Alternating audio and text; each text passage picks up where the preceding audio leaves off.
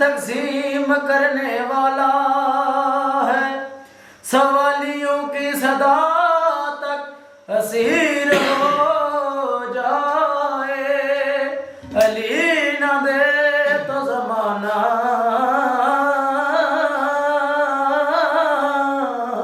फकीर हो जाए। ते मेरे गल पट्टा मुर्शद अली नाम वाला, ते इसलिए मैनू कोई दुरकार दा नहीं। ते मैं जेड़े भी बूए के भौंके